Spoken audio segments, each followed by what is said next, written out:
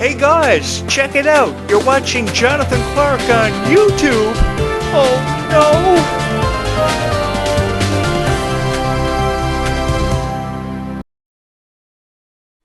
Happy Easter to over 1,000 of you. Let me say that one final time in case you didn't hear me the first time. Happy Easter to over 1,000 subscribers. I can't even begin to put into words how appreciative I am of each and every one of you. You know, Easter has always given me some fond memories as a kid. I remember being 6 years old, jumping in the Easter Bunny's lap, saying, "Take a picture with me," and it was free. And I go to the mall yesterday, and the Easter Bunny wants $50 for a digital photocopy of a photo with him. And I turned the other way. So I went and bought these Easter eggs. Happy Easter to each and every one of you. Hold up a minute. My lights have not changed. My reciprocal lights are not the colors of Easter. Purple. There we go. Happy Easter to each and every one of you. But yeah, but I couldn't believe it. Easter Bunny wants $50 for a digital photo with him. I said, "See you later, Easter Bunny." All the years I thought you were real. Yeah, but happy Easter to each and every single one of you. I can't even put into words how appreciative I am of each and every one of you for hitting that subscribe button, always following my show, ringing the bell to stay up to date with notification. I hope you keep doing that, or at least I can only hope that you keep doing it. So I thought that I would spend Easter weekend with each and every one of you. What that means is I'm here today, Good Friday. I'll be here tomorrow, Easter Saturday, and I'll be here for the finale on Easter Sunday when we'll take a look at a Descendants video, which I know a lot of people have subscribed to this YouTube channel because of. So, for today's special edition of my podcast, I thought I would talk about Buffy the Vampire Slayer, which I haven't talked about in at least 15 years. For those of you who were subscribed to my original YouTube channel years ago with over 3,000 videos, you'll remember me being a promoter of Buffy the Vampire Slayer, which means that I was a huge fan of Buffy the Vampire Slayer. And I will go on record for saying the internet will smash me if I say anything incorrect. But ever since March 10th, 1997, which goes back even further to July 31st, 1992, when the movie with Kristen Sutherland as the original Buffy premiered, they couldn't get Buffy, so they got Sarah Michelle Gellar, and deservingly so, because they turned Buffy around drastically. The movie sucked, but the TV series was absolutely fantastic and really scary for someone 8 years old watching at the time. But you're talking to somebody who was afraid of Goosebumps. Are You Afraid of the Dark? I was terrified. But Buffy was so full of passion. Buffy was so full of excitement. Buffy was so full of just drama, romance. I think there never was a person who ever said they were never a fan of Buffy the Vampire Slayer. Now, I know there are people out there that absolutely detest Buffy the Vampire Slayer, but for me, it goes back as far as Buffy the Vampire Slayer on PlayStation 2. And you're saying to yourself, PlayStation 2? Yeah, PlayStation 2. Because PlayStation 2 and Sony had a tremendous reputation of putting out video games based off successful TV series, and one of those TV series was Buffy the Vampire Slayer. And I remember playing the original video game. There were two, I believe. Buffy the Vampire Slayer, based off the original series, where Sarah Michelle Gellar didn't even do the voice of Buffy the Vampire Slayer. And there was Buffy the Vampire Slayer Chaos Bleeds, with newer characters introduced into it, like Spike. The video game was so simplistic, very easy to complete, but it was so fun. And it brought back so many memories by the time it was released in 2002 on PlayStation 2. And they had the sequel. I remember seeing the first few trailers of Buffy the Vampire Slayer. I was immediately enthralled by it, very intrigued by it. And that was the thing that Warner Brothers had this knack for doing. Everything Warner Brothers would put out in the 90s, even if we were talking about Space Jam, when Bugs Bunny needed Michael Jordan's help, it was such a great time to be a fan of stuff like Warner Brothers, and they always had this unique ability to put out stuff like Free Willy and things that were just fun to watch. And there were a lot of TV shows that Buffy had to compete with. I mean, you had Friends at the heights of its popularity, Sabrina the Teenage Witch, Boy Meets World, Erie, Indiana, which many of you may have forgotten about. I think everybody's forgotten about Erie, Indiana. Goosebumps, The Twilight Zone, and yeah, I used to stay up late at night watching The Twilight Zone with my lights off and a flashlight. The joke years ago used to be watching X-Files with the lights off. That was that show with Scully and Mueller, wasn't it? They go around with the flashlights. It was such a fun time to be a fan of TV when Buffy was at the heights of its popularity, which opened up the door of continuous opportunities for Sarah Michelle Gellar. She was in the first live-action adaptation of Scooby-Doo with her now husband, Freddie Prinze Jr., who eventually went on to become a producer and writer for WWE, which I'm a huge fan of. He received a lot of criticism as a writer for WWE, but he also achieved a lot of success. She also got a lot of opportunities. She had a lot of spin-off TV shows. I believe the guy who played Angel on that TV show also got an opportunity to do stuff outside of it. She also was in The Grudge, and I Know What You Did Last Summer. I mean, everybody who was ever a teenager in the mid 90s were huge fans of that one, and deservedly so. I remember I Know What You Did Last Summer. I also remember The Grudge 1 and 2, and how the scary movies always made fun of it in parodies that were so fun to watch. I'll never forget the first time I ever went to see a scary movie with my friends. We laughed endlessly. But I think that if there ever was an award given to Sarah Michelle Gellar, it would definitely be for being such a huge inspiration, because one thing about her is she never quit. You know, you often hear stories about how people don't get along with their people that they're working with, their co-actors and actresses. But, you know, as a podcaster for over 25 years, I had a lot of opportunities, and I had a lot of doors open for me. And one of the opportunities I got were to interview people who were a big part of TV series in the 90s. One of them just recently passed away. I was really good friends with him, but he had a lot of opportunities on and off again to work as an extra on Buffy the Vampire Slayer, which was basically a vampire or supernatural character who would come in, do something stupid, and get killed. And one thing I remember them always saying was that they loved working with people like Sarah Michelle Gellar, and they loved to die. And what I mean by they loved to die was when you died and you were an extra on these TV shows, you knew your time was up and you were going home. You were finished and you were going home and getting paid. You know, your money was in the bank. Um, but I remember just how many unique twists this TV series had. You know, Angel was killed by the end of season 2. Buffy stabs him, and she cries, and I cry, you cry, some dude in Europe cries. Uh, it was a really emotional time to be a fan of Buffy the Vampire Slayer, and yes, I'm very connected with my feelings emotionally about TV shows. You know, I don't know how many times I've watched uh, The Notebook. I don't know how many times I've watched Twilight. Don't get me started on that. But I know that Buffy was packed with so much emotion. And of course, we didn't know if Angel was coming back. Willow goes crazy by season 5. Spike comes into it, tries to be the hero in disguise. Buffy hates his guts. Buffy eventually falls in love with him. Then Buffy dies. There was the recurring theme of somebody always dying in that TV series. Stop laughing. But it's true.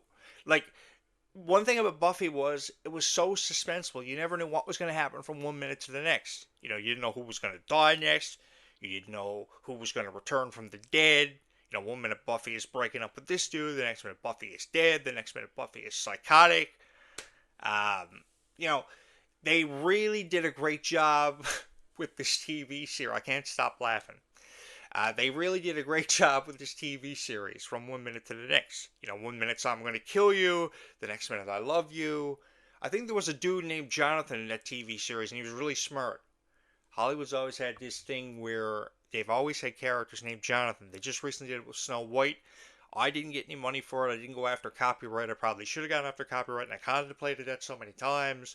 But there's always this recurring theme with Hollywood where someone shows up and their name is Jonathan, but it's never Jonathan Clark. Why not? I don't know. And I always wanted to be a hero. What I mean by a hero in these vampire TV shows is I didn't never wanted to be a vampire. I just wanted to be a dude ready to jump into action who never had anything happen to him, like Sander. You know, everybody loves Sander because he was cool, he was normal. I always wanted that opportunity to just be normal. I'm ready to jump into action. I like Knuckles from Sonic.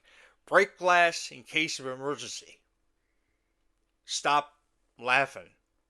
This TV series will forever go down in history as, without a shadow of a doubt, one of the greatest of all time. And like I said, I don't think there ever was somebody who ever said that they were never a fan of Buffy the Vampire Slayer. March 10th, 1997. It was a Monday night.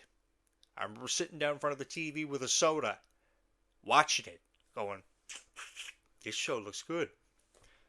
And who didn't remember watching this show? I remember the end of the very first episode of Buffy. This vampire throws Buffy into a coffin, which probably took like 10 minutes to build, and he jumps down and like is going to eat her alive, and it says to be continued. And the thing about Buffy was it was so fun to watch. 144 episodes, the course of 7 seasons, fantastic. So I thought we should take a look at some fun facts about Buffy the Vampire Slayer to coincide with Sarah Michelle Gellar's birthday a couple of days ago, 48 years old. Great person, love her to death. So what do you say we watch this video together? There she is, it's Buffy. Hi, Buffy. I remember her when she was 16 years old. She was 16 years old when she was on this TV series. I remember that theme song. And they would come through the door as a group, ready to jump into action. It was so exciting. It was such a fun time to be a fan of TV. I was a real TV freak back in the 90s. Still am a real TV freak. But back then you didn't have streaming services, so you couldn't watch it when you wanted to, so you had to tune in for the series premieres. And I remember watching Freaky Stories. It happened to a friend of mine. It was an animated TV series in the 90s. Animation wasn't the greatest. And then here comes Buffy the Vampire Slayer. Ooh, spooky. So what do you say we watch this together? I'm actually really excited to watch this because it's been like 15 years since I've done a video blog having anything to do pertaining to Buffy the Vampire Slayer. Leave me your thoughts in the comments of this one. And whatever you do, don't forget to ring the bell and hit the subscribe button. Need a hand? No, thanks. I'm good. Despite originally being released back in March 1997, Buffy the Vampire Slayer is still one of the most talked about teenage drama series to come out of America today. It focuses on Buffy Summers, played by Sarah Michelle Gellar, a rebellious yet otherwise normal high schooler who at 16 years old is chosen by fate as the next vampire slayer. Buffy and her friends, the bookish Willow Rosenberg, played by Alison Hannigan, and the well-meaning Alexander Harris, played by Nicholas Brendan, try to navigate their adolescent emotions while saving Sunnydale from demons, but end up finding out that good and evil aren't as clearly defined as one may think. Showrunner Joss Whedon led Buffy the Vampire Slayer's success, amassing a total of 144 episodes across 7 successful seasons, ending in 2003. That probably would have sounded more commanding if I wasn't wearing my yummy sushi pajamas. Here are 23 facts about Buffy the Vampire Slayer that you haven't heard before, including why episodes were edited before airing in the UK, who taught James Masters Spike's British accent, and the spin-offs like Angel that never got the green light. Buffy the Vampire Slayer was almost always shot in Los Angeles, California, which mimicked the fictional Californian town of Sunnydale. The damned Sunnydale High School was set on top of a hellmouth, an opening through which demons and monsters could enter the human world and reality. Joss Whedon, Buffy the Vampire Slayer's creator, cites that high school is hell is one of the main metaphors in the series. Torrance High School in California is the location used for Sunnydale High School in the first 3 seasons of Buffy the Vampire Slayer, and is the same high school used in the filming of Darren Star's Beverly Hills 90210. You see Sunnydale? I will be matriculating with a class of 2003. Are you serious? Say, isn't that where you're going?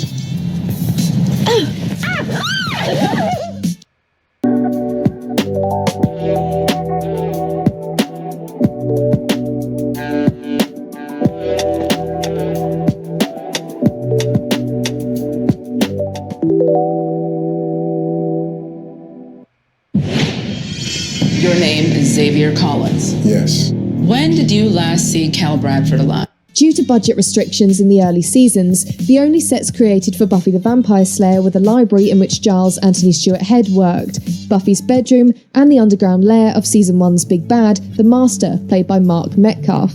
Interestingly, the Sunnydale School library was actually stocked with real books. In Season 2 of Buffy, the production team built the sets for the homes of Buffy herself, Angel and Giles, as well as extending the high school and transforming one of the Fox studio driveways into a graveyard. It was only during Season 3 of Buffy the Vampire Slayer that the main street of Sunnydale was built. I'm fine. I just need to die for a minute. Joss Whedon, Buffy the Vampire Slayer's creator, has said in interviews that he wanted to create a show that would switch the Hollywood convention of the little blonde girl going down a dark alleyway and gets killed in every horror movie. He instead wanted Buffy to be about female power, having it, using it and sharing it, which can definitely be seen at play during the final season of the show. Buffy the Vampire Slayer has many powerful female characters away from Summers herself.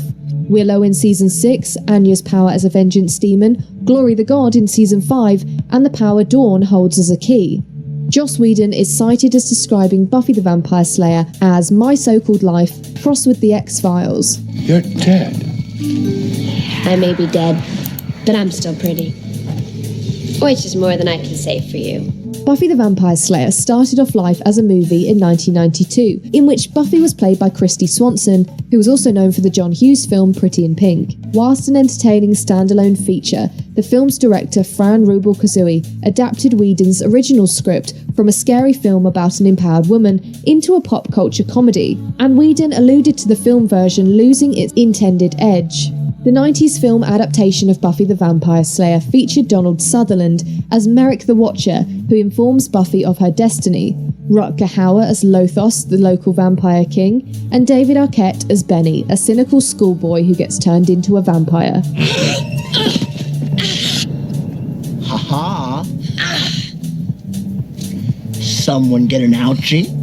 The film's director Fran Rubel-Kuzui and her husband Kaz Kazui are credited on the television version of Buffy the Vampire Slayer as executive producers on every episode, despite never being involved in the creation of the show. They were also credited as executive producers on the spin-off show Angel, but they never stepped onto the set. The Buffy the Vampire Slayer creator Joss Whedon uses High School is Hell for the central theme, and created scenarios and demons to reflect the anxieties teenagers go through in adolescence.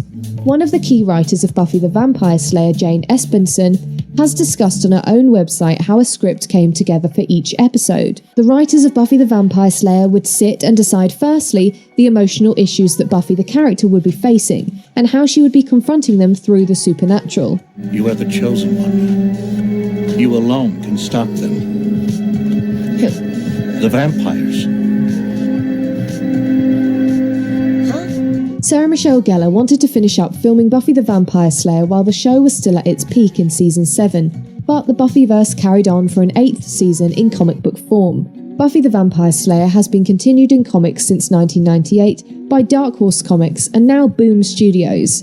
Not all of the issues are considered canonical, but episodes 1 to 63 were released as official Buffy merchandise, while the show was still on air. They include characters who were not originally in the television series, but they also continue arcs of some of the smaller characters such as Oz. Dark Horse Comics released a Buffy the Vampire Slayer Season 8, 9 and 10, as well as many spin-offs including Willow and Tara, partially written by Amber Benson, who plays Tara, and Spike and Drew, partially written by James Masters, who plays Spike. Joss Whedon supervises and occasionally writes the comic book series, and officially classes them as part of the Buffy the Vampire Slayer canon.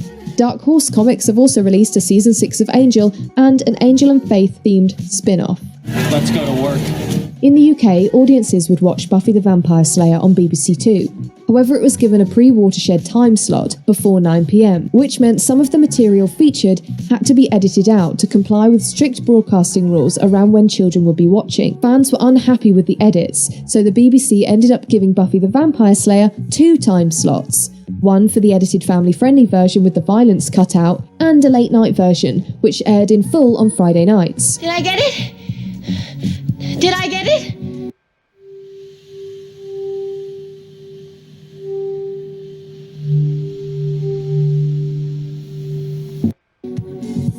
Just a quick interruption to say thank you so much for clicking on a January Media video. If you haven't heard of us before, then take a few seconds to open a new tab, type in januarymedia.co.uk, and we've got a whole host of other videos, articles and podcasts all about TV and film. So if you want to find out more facts, have a go at some of our quizzes, and browse our entertainment-themed shop, then make sure you visit januarymedia.co.uk after you watch this video. While the Buffy the Vampire Slayer producers usually used unsigned artists to play on stage at the Sunnydale nightclub, The Bronze, due to their believable sound, some episodes featured well-known artists in the 1990s. Famous acts that had their songs play at The Bronze were Blink-182, the Dandy Warhols, Sarah McLachlan, and Coldplay. The Buffy the Vampire Slayer soundtrack became increasingly popular, and 4 soundtrack CD compilations were released during its run, including the iconic Once More with Feeling soundtrack from the musical episode. Before landing on Sarah Michelle Gellar, actors including Katie Holmes and Selma Blair were in the running for the title role of Buffy Summers. Many other actors who featured in Buffy the Vampire Slayer originally auditioned for the part of Buffy herself, including Charisma Carpenter, who plays Cordelia Chase, Mercedes McNabb, who plays Harmony Kendall, and Julie Benz, who plays Darla. Sarah Michelle Gellar, on the other hand, originally auditioned for the role of Cordelia Chase before being asked by Joss Whedon to come back in and read for the lead. So, the Slayer. Yeah, that's me. We thought you were a myth. Well, you were mistaken. One of the Buffy the Vampire Slayer's main and best-loved characters, Angel, David Boreanaz, was only meant to star briefly in the pilot episode.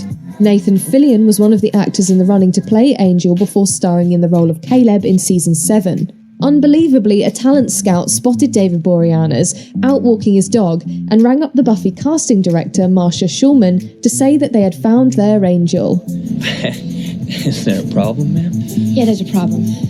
Why are you following me? I know what you're thinking. Don't worry. I don't bite, man. Unlike the other cast members of Buffy the Vampire Slayer, Nicholas Brendan, who plays 1/3 of the Scooby Gang, Xander Harris, had very little acting experience. He had many jobs, including a plumber's assistant, a veterinary janitor, waiter, and food delivery driver, before breaking into acting to overcome a stutter. He secured the role of Xander Harris with only 4 days of auditioning, beating Ryan Reynolds and Danny Strong, who later went on to play Jonathan. There are men, better men, wherein the mind is stronger than the penis.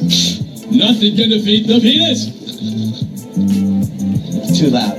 Very unseen. Alison Hannigan was the last of the original 6 members to be appointed in Buffy the Vampire Slayer. Her positive and juvenile approach to playing Willow Rosenberg was different to other actors who auditioned and was ultimately the reason that she was hired. Alison Hannigan is also the reason that the music from the Californian rock band Nerf Herder was chosen for the Buffy the Vampire Slayer opening titles.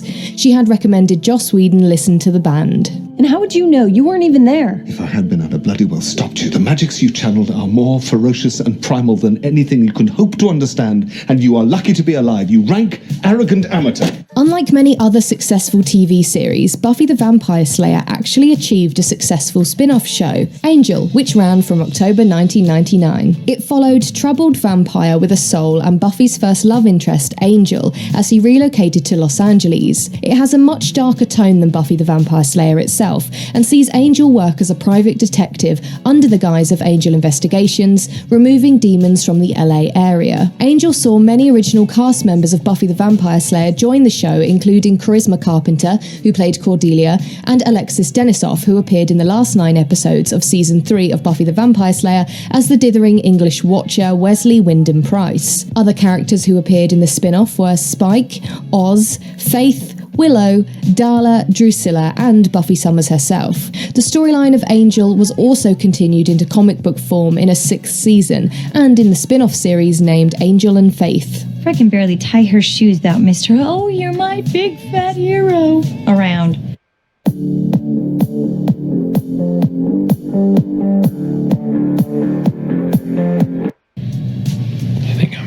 Other proposed spin-offs for Buffy the Vampire Slayer were Buffy the Animated Series, which would take place after Season 1, and a 90-minute BBC special called Ripper, focusing on Buffy's watcher Rupert Giles, presumably in his younger days. Slayer School was another, featuring new Slayers, like Season 7 of Buffy the Vampire Slayer, but it included Willow in the lead role. And Faith, a show following Eliza Dushku's character driving around on a motorcycle. There was even a proposed Spike movie. You got any of those little marshmallows?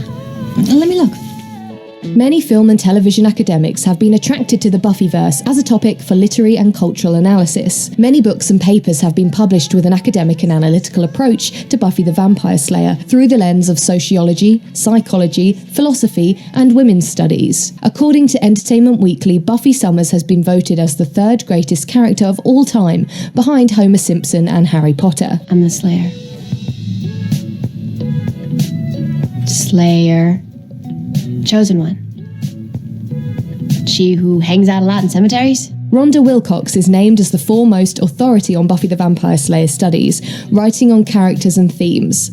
Her book Why Buffy Matters, The Art of Buffy the Vampire Slayer was released in 2005, and she is the editor of Slayage, the Journal of Whedon Studies, now the Whedon Studies Association, who hold the annual Slayage Conference. Don't forget, you're supposed to be a meek little girly girl like the rest of us. Spoil my fun. Vampire Spike is well known for his bleach blonde hair and flowing floor-length leather jacket, stolen from his second Slayer battle in Buffy the Vampire Slayer. It is reported that his iconic coat cost $2,000, but the costume team needed to make it look more distressed, to simulate it being worn for many years and in battle. So they repeatedly ran over it with a truck. Buffy Summers and the Scooby Gang are well known for their unique slang, and many of the phrases used in Buffy the Vampire Slayer made it into late 90s and early noughties teen vernacular. Joss Whedon and fellow Buffy the Vampire Slayer writers use slang to separate the younger and older characters. Giles on many occasions mimics their wording, and Buffy apologises for her pop culture references. Buffyisms include wig, as in to wig out, to be freaked out, feel wiggy or get the wiggins, Faith's trademark 5x5 suggesting that she feels neutral or fine, as well as the now common sitch replacing situation. One of the most notable phrases to be born out of Buffy the Vampire Slayer is Google it, which was first used by Willow Rosenberg. Have you Googled her yet? Willow, she's 17. At the end of each Buffy the Vampire Slayer episode, the credits roll and the card for Mutant Enemy Productions is played, accompanied by a comical voice saying "Grr Arg." The famous Grr Arg is actually voiced by Joss Whedon himself. The name Mutant Enemy was created by Joss Whedon at 15 years old for his first ever typewriter, and the company's logo was drawn in 20 minutes after being told that he needed one. Hello? Another large expense on the set of Buffy the Vampire Slayer was the special effects and computer graphics used to dust a vampire during an episode. It reportedly cost around $5,000 each time it was used. I apologize. I assumed you knew. I'm Dracula. Get out. Despite playing everyone's favourite bleach blonde British bad boy vamp in Buffy the Vampire Slayer, James Masters is actually from California and has a strong American accent. He was tutored by Anthony Stewart Head, who plays Buffy's watcher and father figure Rupert Giles. Head also tweaks his own British accent using a more refined tone than his own on set. Cup of tea, almost got shagged, cup of tea. According to Buffy the Vampire Slayer creator Joss Whedon, he based the character of Alexander Harris on himself and Cordelia Chase on a girl his wife attended high school with. Nicholas Brendan was apparently told by producers to limit the amount of working out that he did, as they didn't want Xander looking too buffed. Hey, forgot your steak. In early drafts of Buffy the Vampire Slayer, writer Joss Whedon gave Buffy the power to move objects with her mind, as well as being able to speak to the dead. However, this was removed from the final plot. Surely the episode The Body would have been much less traumatizing for us all to watch if that was the case. Despite Buffy the Vampire Slayer being over since 2003, you ask any fan who Buffy Summers was meant to end up with, and you'll get half saying Angel and half saying Spike, and pretty much no one saying Riley. The show's chicken or the egg question. Joss Whedon himself says that he prefers Buffy and Spike together, but Sarah Michelle Gellar prefers her character being with Angel. What are you doing? My boyfriend. Go away.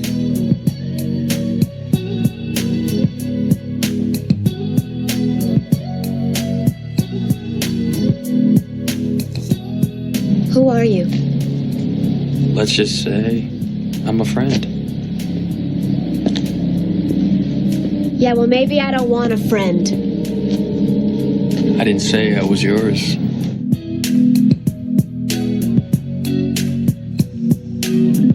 You know, that show was such a great show. It was full of so much action, and it's truly a privilege and an honor to have the opportunity to watch some retro Buffy footage with all you guys. Give me a second to switch back over and we will close this one out. Yeah, so one of the facts they gave us was that Spike's leather coat cost $2,000, so they wanted to make it look vintage. So they ran over it with a truck? I've had this leather coat for like 20 years, and I can assure you that I've never ran over it with a truck. I've had this coat since I was like 19. I can't, hang on a second, I can't say I've ever ran over it with a truck. That doesn't seem Does this coat look like it was ran over by a truck? Oh my. It just goes to show how far a producer and a writer will go to make a show look realistic and believable to the people who are such huge supporters of it. But I assure you, I've never ran over my leather coat with a truck to make it look vintage. Sounds like a pretty fun idea, and apparently they ran over it repetitively. And I forgot that David Arquette was a part of that TV series. I remember in 1999 when he was a part of the Ready to Rumble movie, how he set up a wrestling ring in his backyard, and he still has it because he wanted to, feel like he was a wrestler. I forgot he was a part of the Buffy movie. The actress who originally played Buffy the Vampire Slayer received so much criticism, but I think she deserved a whole lot more credit than what she got. Unreal. Ran over a leather coat with a truck. I wonder what kind of truck. Happy Easter to each and every single one of you. 1,000 subscribers. Unprecedented. Unbelievable. I will be here tomorrow. I will be here Sunday as we see the series finale of our Easter weekend celebrations, and I will have another Descendants video for you. So tomorrow, I will have a Jesse video for you because my Jesse videos are quite popular, and I will have a Descendants video as the finale of our weekend celebrations. I'm going to go eat a whole bunch of chocolate. I haven't dug into these yet. Thank you so much, guys. In all honesty, from the bottom of my heart, thank you so much. I know there are a lot of teenagers who probably found this video today, or probably people who are probably even older, who remember Buffy the Vampire Slayer. Thank you so much for just being here, being a part of it. And if you get time, hit the like, hit the subscribe button, and I'll go run over my coat with a leather jacket, or I'll go run over my leather jacket with a truck, and I will come back. So what do you say we make a deal? You guys hit the subscribe button and keep doing that. And while you hit the subscribe button, I will go run over my leather coat, which I've had for 20 years, with a truck. And I will come back and tell you all about it. Thank you for hitting the subscribe button, guys. Thank you for supporting this YouTube channel. Bye, YouTube. Happy Easter to all of you. I will see